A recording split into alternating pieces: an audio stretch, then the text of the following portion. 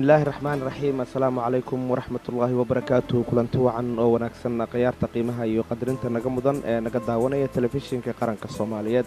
daawadaashaanu jecelnahayo kusoo dhowaada barnaamij gaar ah oo uga hadli doono ganacsiga wadanka Holland weliba gaar ahaan ganacsiga Soomaalida ay ku leeyihiin dalka Holland oo muddooyinkan kobcayay ganacsiga Soomaalida wadanka Holland waxaa maalmahan ku soo badanayay shirkado badan gaar ahaan waxaa markii ugu dambeysay ku soo biirtay shirkad weyn oo si weyn ay Soomaalida ugu riyaaqday oo la yiraahdo Rayaan Cargo oo ka dhisan ama laga aasaasay magaalada Rotterdam ee wadankan Holland waxay la fadhiyaa maamulaha guud ee shirkadaasi oo barnaamijkan gaarka ah ee ganacsiga ku saabsan aanu markaasi ku wareysan doono maanta maamulaha guud ee shirkadan Rayaan Cargo waxaa la yiraahdaa Sheekh Cumar Qaanso waana ganacsadada ugu waaweyn ee Soomaalida ee halkaan degan Sheekh Cumar kusoo dhawo marka hore barnaamijkan gaarka ah ganacsiga u hadlayna ee telefishinka qaranka Soomaaliya waa taajiro adiga iyo telefishinka SNTV aad ayaan kaga mahadcelinayaa fursaddan qaaliga ah oo aad maanta siisay waa mahadsan tahay Sheekh Cumar waxaad ka mid tahay ganacsada Soomaaliyeed kooda ugu firfircoon ee wadanka Holland barnaamijyo badan oo ganacsi ayaad wadanka ka aasaastay laakiin barnaamijka ugu weynaa oo Soomaalida u riyaaqday ayaa sameysay inta aan barnaamijkan Rayaan Cargo aan wax badan ka weydiinin oo aan jeclahay in su'aalo badan ka weydiiyo wax qabadkiisa iyo in waxyaabaha idinku kalifiinaad barnaamijkan sameysaan ama shirkadan aad aasaastaan marka hore waxaad nooga warantaa ganacsiga guud ee Soomaalida wadanka aan warbixin kooban ka siiyo ganacsiga Holland wuxuu soo maray heerar kala duwan gaar ahaan wadanka Netherland waxaa la yiraahdaa dadku ay dhahaan ma fududa in qofku ganacsi ka sameeyo gaar ahaan Soomaalida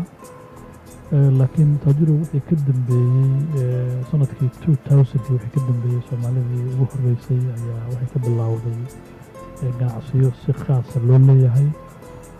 ganacsiyadaas runtii waxay ahayd ganacsiyo si yaryar ku bilowday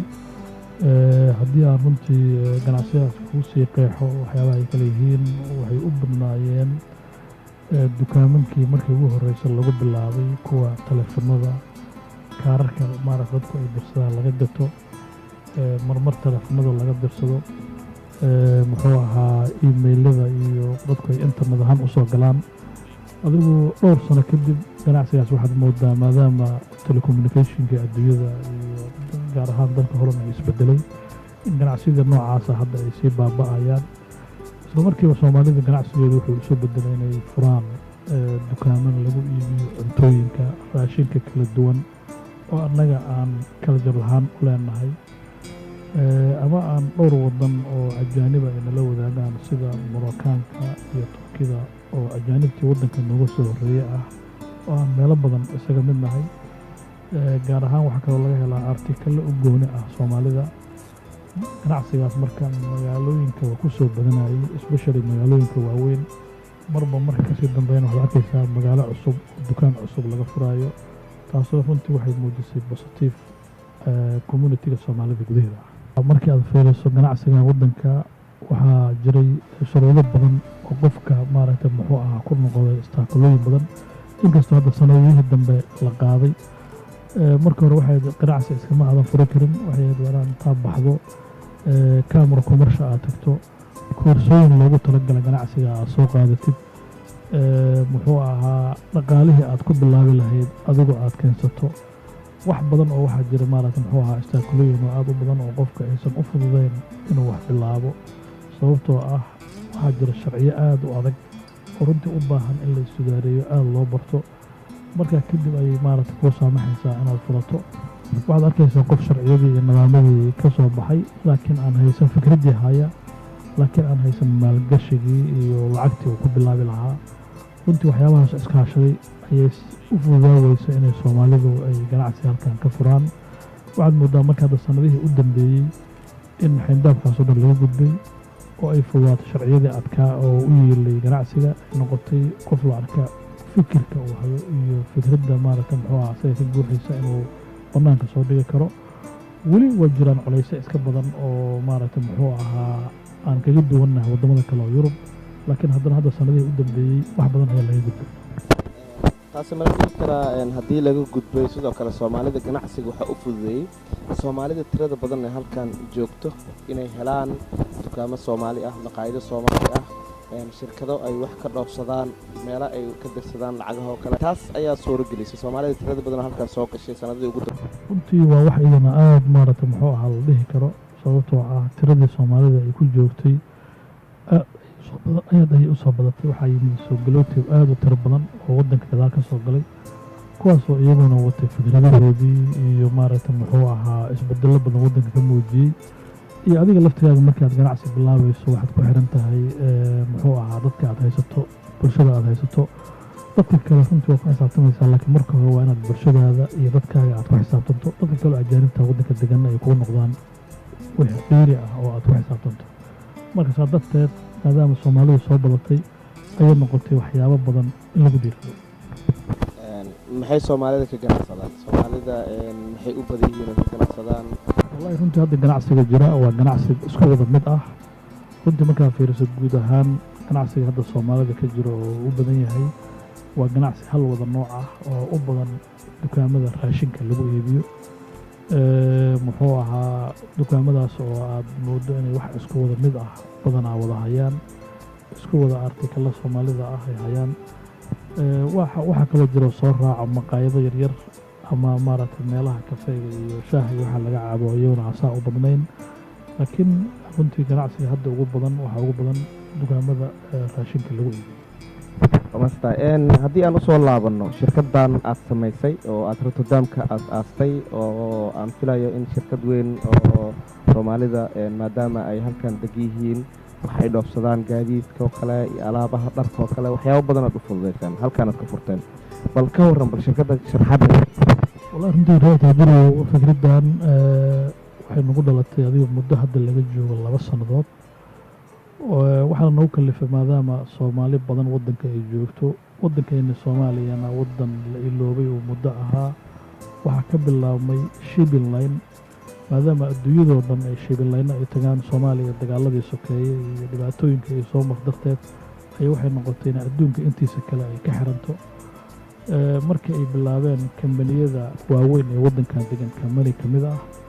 oo soomaaliyana berigii ugu horreysa nabadda ka shaqayn jiray, oo markii dowladdii dhexe ee soomaaliya 91 ay burburtay ayaa iyaguna ka istaageen. wixii intaa ka dambeeyey wax shipping line ah oo taga ma jirin. waxaa jiray adigu alaabo yaryar oo dubay loo diro, dubayna dooman intii looga soo qaado waddanka loo sii diro, kuwaasoo waqti dheer iyo rafaad badan lagala kulmi jiray. ama marmar badda mawjadaheeda ka casan doomanka ay maaragtay muxuu ahaa quusi jireen. intaa wixii ka dambeeyey ma jirin connection Yurub qofka asagoo jooga wax intuu ka diro toos waddanka u dira waddankii Soomaaliya uu u diri karo. laakiin alxamdulillah muddo hadda 2 sano ka hor laga joogo ayaa waxaa bilowday shirkad la yiraahdo Mediterranean Shipping Company MSC. shirkadaas oo nabadii iyaga iyo shirkad kale oo la dhihi jiray Lineya Mazina ee waddanka Soomaaliya nabadda ka shaqay jireen ayaa waxay ku guuleysatay MSC noqoto shiibinadii ugu horreeyey ee waddanka Soomaaliya toos u taga, oo qofka halkan containerka ka kireysta Rotterdam ama Belgium magaalada Antwerp ka baxa oo toos u tagayo waddanka Soomaaliya. markii intaa aan la kulannay oo aan informationka helnay maadaama aan waddanka hore u sii joognay ayaa waxay nagu dhalatay fikradda ah in soomaalida halkan joogtana ay baahidaa qabaan. waxaan noqonnay xafiiskii ugu horreeya ee ku guuleysta arrintaa inuu sameeyo iyadoo waddanka aysan ka jirin. waxaan isugu yeernay ummadda Soomaaliyeed oo halkan joogta, waxaan u bandhignay fikradda aan damacsannahay. alxamdulilah fikraddii way suurto gashay. waxaana maanta ay tahay qof kasta oo Soomaali ah ee halkan joogda waxa ugu yar oo uu diri karo inuu diri karo una diri karo waddankii hooyo ee Soomaaliya. meel walba magaalo walba adeeggeedna uu gaarayo. qofka kartoonka dirsanaya ama baakada yartaa dirsanaya, qofka gaariga dirsanaya, intaba inaan garanti garayno inaan waddankan ka qaadno si nabad qabana Soomaaliya meel alla meesha uga socday si nabad qaba ku jiro. sheegtay in shirkadaada Rayaan Cargo ay wax badan Soomaalida u qabato, ay u fududayso waxyaabaha ay dirsanayaan oo kale. bal ka warran natiijada ilaan dadka markay wax dirsadaan halkaas ay geystaan oo kale maxay idii odhanayaan maxaa natiijo ah oo marka ay halkaas ay alaabaha geystaan oo kale soo ay inta la ka baxo rodaam intuu markabka ka baxo ama alaabta aad ka qaadaan aad markab saartaan oo Soomaaliya geystaan dadka maxay idiin soo celinayaan feedback ka helna markiiba dadka positive feedback aad u fiican waxaan helnay qof halkan jooga oo markii hore waxaa tabarucaad Soomaaliya oo lacag cidiisa u diri jiray maanta dharka guriga uu ku hayo ama second handka ama dharka asagu uu maaragtay muxuu ahaa meel ku ururiyo inuu maanta intuu kartoon ku soo rido aan ka soo qaadno si nabadqab aan ku qaadno reerkiisii meel walba uu jooga aan si nabadqab ugu geyno runtii waxaan ka helnay arrin aad u positive ah inay dadka qaarkood yidhaahdaan khayr allah insiiyo noo duceeyaan hawsha aan qabannay sababtoo ah muddo 4 wiig ama haddii u booto 5 wiig ah ayaan ku guulaysanay in waddankii Soomaaliya alaabtii halkan uu nooga dhiibay kartoonka ahayd inay si nabad qaba ku tagto dadka Soomaalida kaliya wax u dirtaan oo maxamar bisad geysaan iyo Boosaaso iyo Hargeysa Burco iyo meelaha la mid ah iyo Kismaayo mise in waxa jirta dad kale ajnabi ah oo wax idinka rabto meelo kale runtii tajirow shirkadda maadaama ay shirkadda Soomaaliyeed tahay dad Soomaaliyeedna ay aasaaseen sidoo kale adduunka service ay qabato waa service worldwide adduunka oo dhan aan geyno hadday noqon lahayd Afrika inteeda kale hadday noqon lahayd wadamada Aasiya oo Carabaha hadday noqon lahayd adduunka Amerika shanta qaaradood adduunka meel walba qof walba klientii wax u dirsanayo waxaan u qaadnaa alaabadiisii waxaan u geynaa meesha ay ku socoto Soomaalida waxaa kaliya aan u qabanaa waxyaabahan dheeriga ah oo alaabaha yaryarka ay dirayaan laakiin shirkadda Rayaan Cargo waxay ka shaqeysaa adduunka meel walba iyo maaragtay dadka wadamada kala duwan oo halkaan aan ku wada nool nahay oo dadkooda wax u dirsanaya gaar ahaan hadday noqoto wadamada anaga dariskeena Ethiopia Kenya East Africa oo dhan Afrikada inteeda kale adduunka meel walba oo shipping line uu tagayo waan ka shaqeyn karnaa sababtoo waxaan ku xiranahay meel walba iyo shiibinada ku wanaagsan inaan xiriir la leenahay oo qofkana weydiiya price macquulan aan u keenno si nabad qaban alaabtiisii aan ugu geyno beec raqiis ama ugu dirtaan beec qaali ah marka ay dadka ka bixi karaan Soomaalida oo kale runtii Soomaalida waxaan sameynay maadaama ay maaragtay muxuu ahaa dad halkan dad badan tabarucaad u diray yihiin waxaan sameynaa si macquula waxooda intaan ururino isu tag ah container u soo kireyno ayaan qof walba qofkii mitir 2 mitir qofkii kartoon diraya price-kaas intaan isu geyno ayaan aad qiimo macquul oo jaban oo qofkii maaragtay dadkii si wadar ah ay ugu gey karaan meeshii qofkii markaa adiga container buuxa kaligiis aan qaadan karin adiga shay yar wata waxaan la raadinaa guruubada hal mar baan container u koranaa si wadar ah waxooda u geynaa markaan tagnana xafiiskeena magaalooyinka Soomaaliya ku yaala ama kan ku yaala Berbera ha noqdo ama kan ku yaala Muqdisho ama kan Boosaaso ku yaala intaba iyagu markay tagaan iyaga dadka u sii qaybiya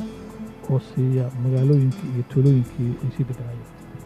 waxyaabaha aad dhoofisaan maxaa ka mid ah khaasatan waxaan ilaan dad fara badan oo Soomaali ayaa daawanaya barnaamijkan waxyaabaha aad Soomaalidu u dhoofisaan oo badana xafiiskiina yimaado Rayaan Cargo ay Soomaalidu u dhoofisaan maxaa ka mid ah runtii waxyaabo kala duwan ayaa Soomaalidu halkan ka qaadaa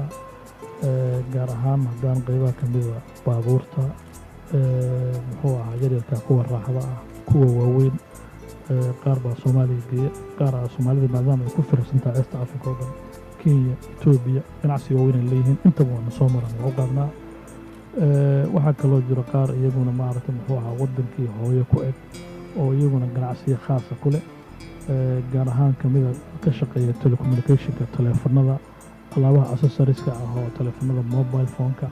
waxaasoo dhan ganacsiga Soomaaliya kula halkan ka iibsada oo iyaguna aan u geyno iyo qaar ka shaqeeya qalabka beeraha gaar ahaan cagafyada oo waxa hadda noogu badan oo waddankan aan ka qaadna waxay u badan yihiin cagafyada beeraha hadday noqon lahayd kuwa fiyaadka ah oo koonfurta Soomaaliya la geeyo iyo kuwa MF-ta ah oo waqooyiga la geeyo maadaama wadamadaas beerihii hadda ay kobcooda dhaqaale uu socdo waxa aad halkan loogu iibiyaa qalabka beeraha annaga laftigeena Rayaan Cargo waxaan mar dhow business-keena ku soo kordhinay in qof walba danaynaya arrintaas cagafyo halkan ka doonaya inaan la raadino u soo iibino kadibna aan meesha uu doonayo ugu dar waata Sheekh Cumar waa mahadsantahay sida aad noogu sharaxday shirkadda Rayaan Cargo waxyaabaha ay qabato iyo dadka sida ay wax ugu fududeyso bal ka waran mustaqbalka shirkaddan qorshihiina dambe waxyaabaha tiigsan doontaan والله تاجروا runtii maadaama aan hadda in muddo ah soo shaqaynaynay oo aan hadda sanad iyo bar hawshaan si professional ah dhexda uga jirno waxaa noo soo baxay baahiyaha meelaha ay wax ka jiraan gaar ahaan waxaa fikradaheena future ka mid ah waxyaabo badan oo ay Soomaalida u baahan yihiin fi mustaqbal haddaan ka soo qaado sida qalabka beeraha hadda aan ku sheegay anaga lafteena hadda waxaan bilaabnay inaan Spain oo hadda aad looga helo Italy oo iyadana aad looga helo inaan annaga laftigeena u dirno wakiilo xagga dadka aan uga soo iibino kadibna aan muxuu ahaa wadankii hooyo meesha alla meesha uga socdeen aan u sii dhoofino taa waa baleenka hadda aan bilownay rabnana inaan sii ballaarino waxaa iyadana qorsheeda noogu jira maadaama hadda kambaniga xarumihiisii marka hore Holland oo si professional uga shaqeeyey inaan waqtiga soo socdaan insha allahu serviceka ballaarino kaasoo aan islaamna meelaha Soomaalida ku badan tahay sida Dubai oo kale oo aan marno qorshe ku tuwaan kadib in aan ka samaysano branch la shaqeeyo branchigan hadda Rotterdam ku yaala China oo iyadana aan insha Allah qorsheeda rabno inaan laftigeeda xarun ka sameeyno si aan servicekeena Soomaalida maaragta muxuu ahaa ganacsiga ah meel walba tagta aan servicekeena u gaarsiino waxaa kamid ah wadamadan Yurub oo aan degannahay sidii Belgium aan mardow xarun ka sameynay marna insha Allah furi doono hadii aan yiraahdo hadda aan qabanqaabadii iyo hawsheeda ku jirno Germany almost waxa waaye waa ka shaqeynaa oo wakiilaan ku leenahay Scandinavia bismillah waxaan rajaynaynaa inaan adigu bilaha soo socda gaarno si servicekaas Soomaaliyeed meel walba Soomaalida joogto uu u gaaro UK iyadana qorsheed nagu jirtaa oo London Birmingham labada caasimad waaweyn ayaan xarumo ka sameeyno runtii waa wax aan hadda mustaqbalka ku hameeyno insha Allah waa tahay daawadayaashaanu jecelnahay ee naga daawanaya telefishinka qaranka Soomaaliyeed intaas ayaanu ku soo gabagabeynaynaa barnaamijka gaarka ah ee ganacsiga aan ugu hadlaynay barnaamijkan waxaanu ku wareysanaynay maamulaha guud ee shirkadda Rayaan Cargo Sheekh Cumar Qaanso waxa barnaamijka farsamada iyo kaamirada hagayay Ridwaan Wadani intaan barnaamij midkaan la mid ah aanu ku kulmayno sidaas nabadgelyo assalaamu calaykum waraxmatullaahi wabarakaatuh